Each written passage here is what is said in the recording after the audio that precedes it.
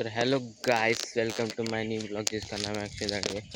तर आज चाललो आहे मी खाली आमच्या पाऱ्यावरती खाली बांधण बनवत आहेत। तर ॲक्च्युली बांधण काय असतं ते तुम्हाला दाखवतो, आणि मी बघितलं नसेल तर मग तुम्हाला बघायला भेटेल। गेले 8 दिवस बांधण्याचं काम चालू आहे। तर बघूया, तुम्हाला दाखवतो काय बांधण असतं ते तुम्हाला सुद्धा कळेल।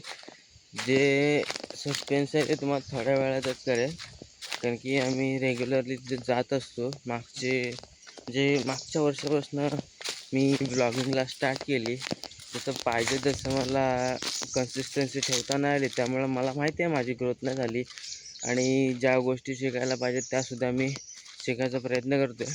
तर भेटूया खाली डायरेक्ट पर्यावरती। थोडक्यात तुम्हाला मधले क्लिप्स दाखवतो, जास्त लांब नाही आहे, 1-5 मिनटं लागतील खाली जायला। भेटू। तर गाईज, खाली बांधणं जाता जाता मला करवंद दिसली, हे बघा, काळे काळे आहेत।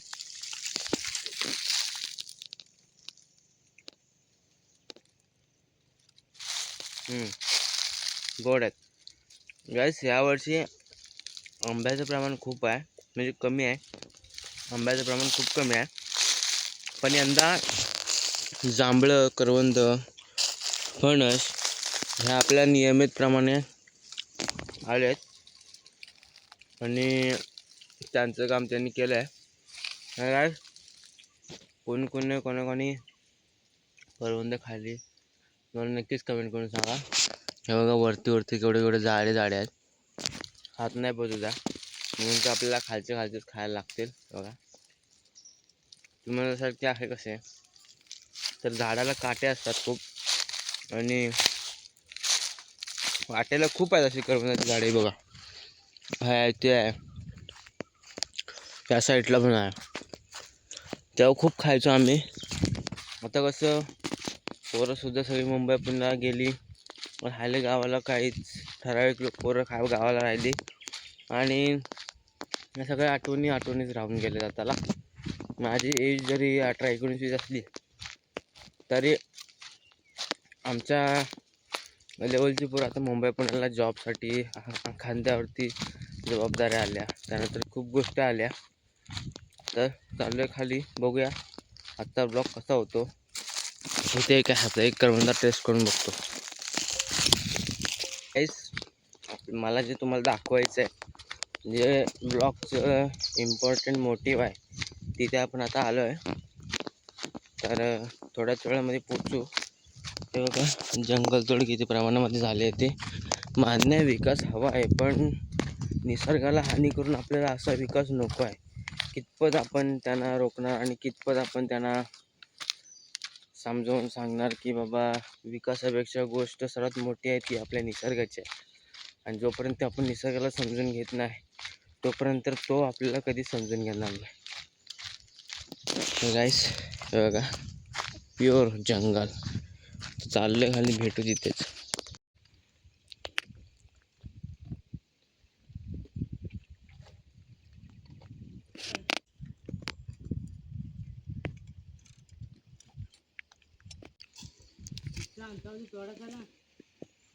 गाईस, करवंद खात आलो बांधण्यावरती। हे असं मेहनतीचं काम आहे। हे बघा, हे बांधण आहे, हे मासे पकडण्यासाठी कामाला येतं।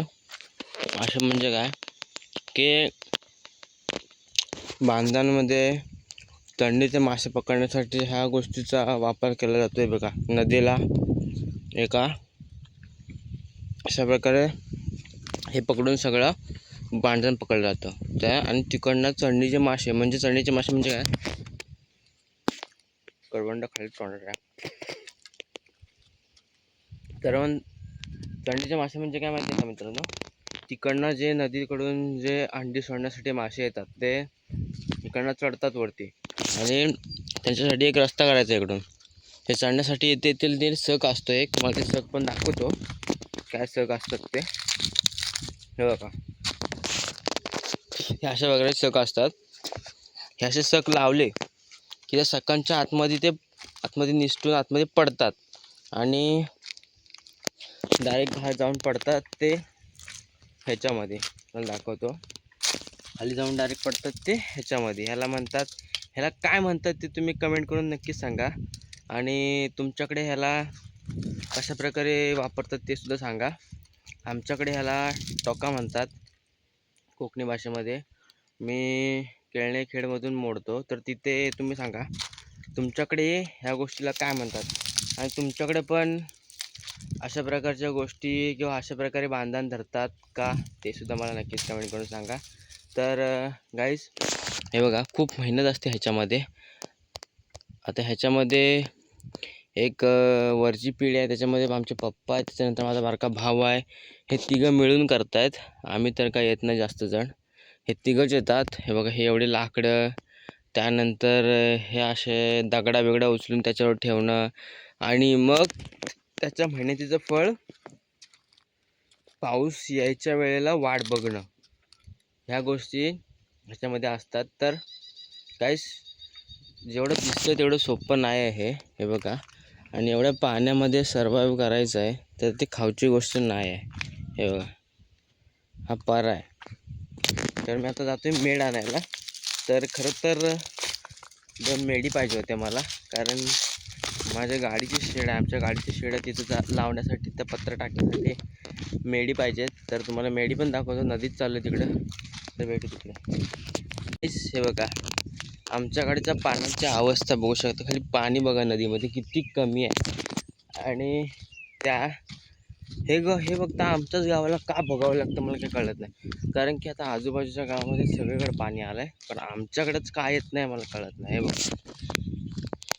नदी आमची अख्खी सुकली, घरी पाणी येत नाही. हे असंच कित्येक वर्ष, मला जन्म होऊन 20 वर्ष झाली, अजूनपर्यंत एकही ठिकाणी आमच्या गावामध्ये प्रॉपर पाणी नाही. हे बघा, बघू शकता तुम्ही. नेचर आमच्याकडं खूप आहे. कोकणामध्ये ज्या ज्या गोष्टी पाहिजे असतात ते सगळे आहेत, पण पाण्याची कमतरता आहे. अरे इथं मेढ तोडतोय. हे बघा, एकच आहे. हो, मेढ तोडतोय की मला काय माहिती.